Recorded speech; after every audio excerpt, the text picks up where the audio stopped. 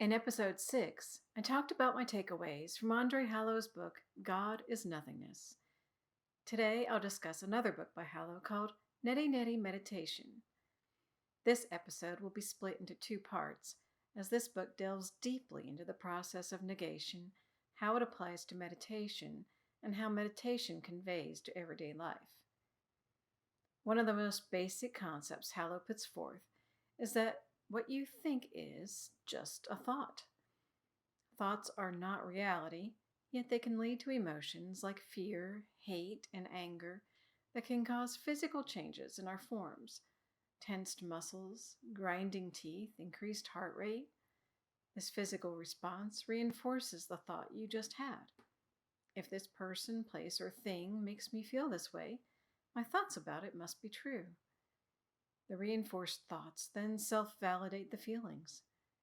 This circular validation happens within moments of an interaction, and it happens to all of us when we are ruled by our emotions.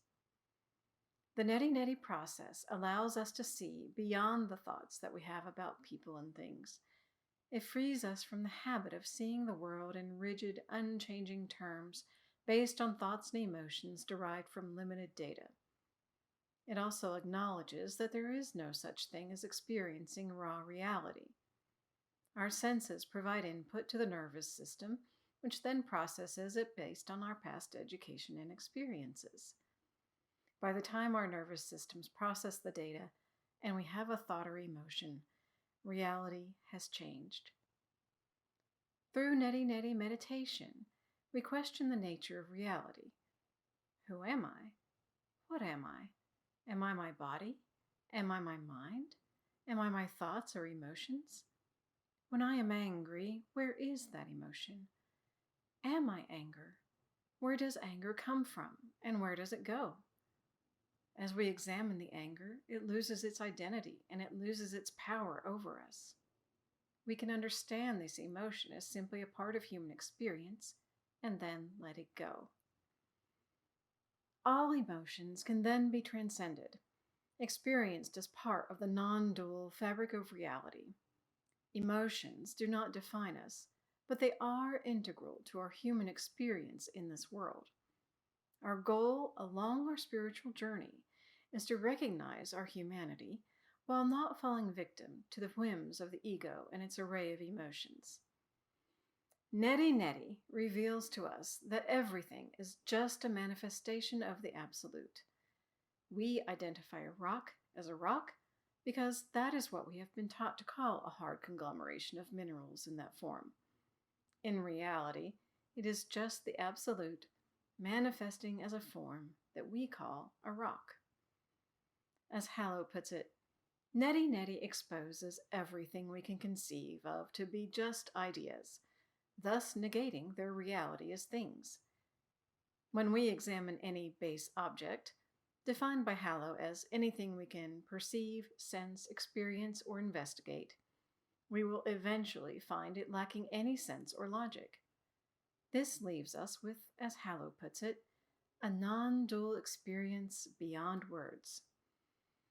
Buddhists call this thusness or suchness, a direct manifestation of reality beyond words and concepts.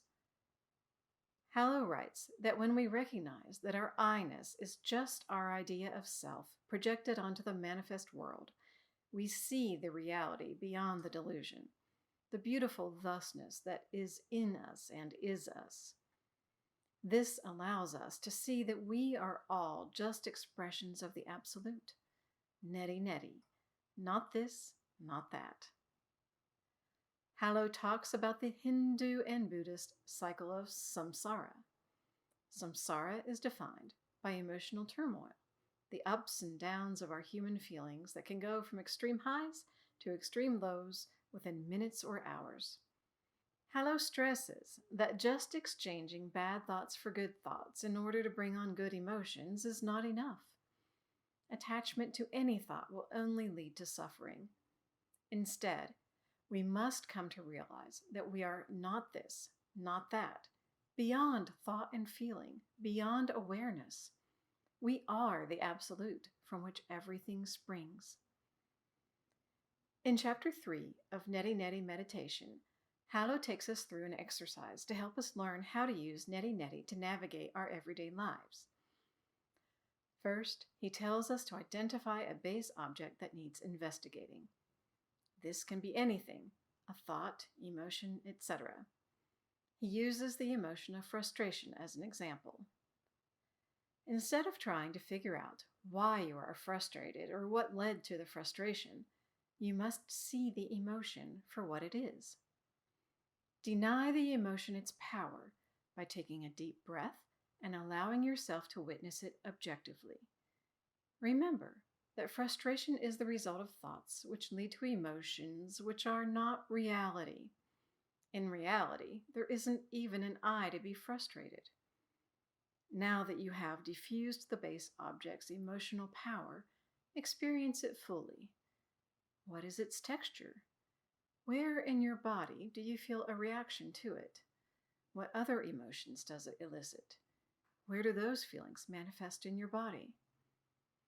Carefully witness each of these emotions and feelings as they appear, but do not try to make them disappear. Your role is not to change the base object into something more pleasant.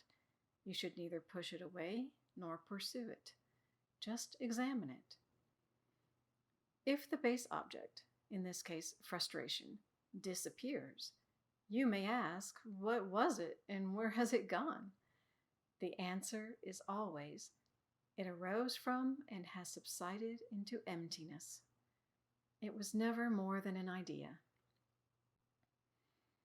One reason we find ourselves attached to or repelled by certain thoughts or emotions is that we tend to apply labels to them, such as good or bad. Neti Neti allows us to transcend these labels along with the objects, dissolving their hold over us. We do this by identifying the emotion along with any physical response. It also helps to identify any other charged thoughts or labels related to the emotion.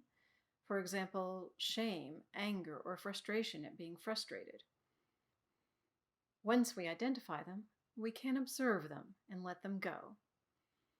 According to Hallow, the longer we observe an emotion or thought without actively engaging it or acting upon it, the more detached we grow, as it becomes apparent that whatever we are observing is not us, and thus we are free from it.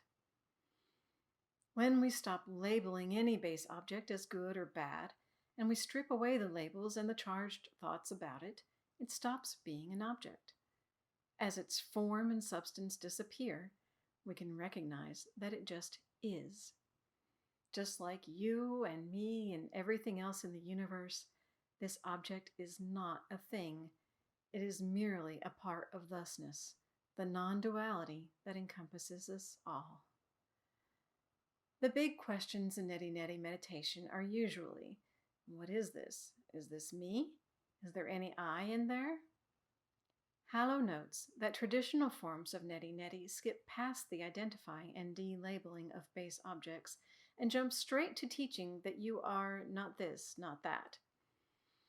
But Hallow says that it's not enough to simply reject all things as not us. We must also realize our part in nothingness, that our bodies do not exist in a way that defines us. Hallow refers to the Buddha's Diamond Sutra, which teaches that to be free of the objects of the world, we must empty them of their selfhood. To do this, we must, for example, negate the body's bodiness and the eye's I-ness, etc.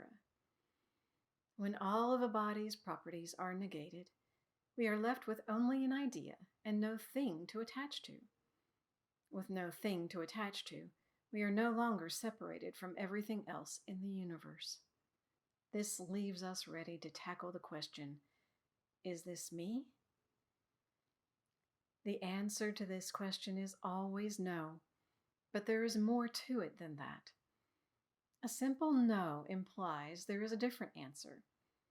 If you go looking for the I of yourself, you will find that, like all other things, it is merely an idea.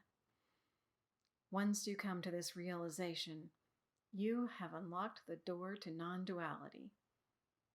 This may be enough for many who want to improve their everyday experiences with equanimity and grace. But Hallow offers one final step for those who want to go further in the neti neti process. He invites us to negate all that remains. For those who have experienced the Absolute through formal meditation practice, something he describes in Chapter 4, he explains how to bring awareness of the Absolute into our everyday lives. Hallow says that anything you experience, all sights, sounds, thoughts, and even non-dual experience, is not the ultimate truth and must be cast aside. Doing this, you will pass from the void of thusness to the void with a capital V of nothingness. All experiences involve change, but the Absolute is unchanging. Anything you experience is not it with a capital I.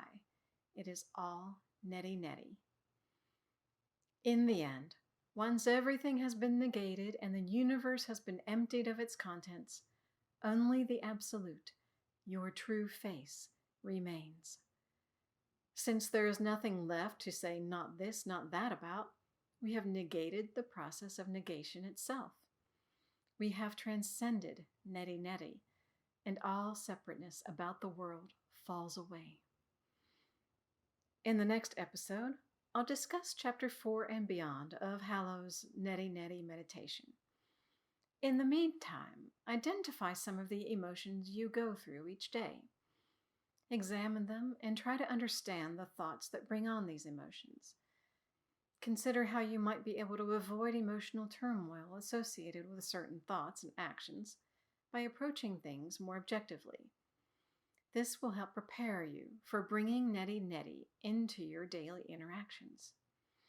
I've found that when I do these things, I'm much calmer and content. When I forget these lessons and allow frustration or fear or another emotion to possess me, I become uncomfortable. And when I find myself too busy with everyday life to take 20 minutes for meditation, I'm much more susceptible to emotional turmoil. Feeling guilty about that won't help, though, so I just get back to it when I can. The more I practice the meditation, the easier it is to live the neti neti way and love life for what it is.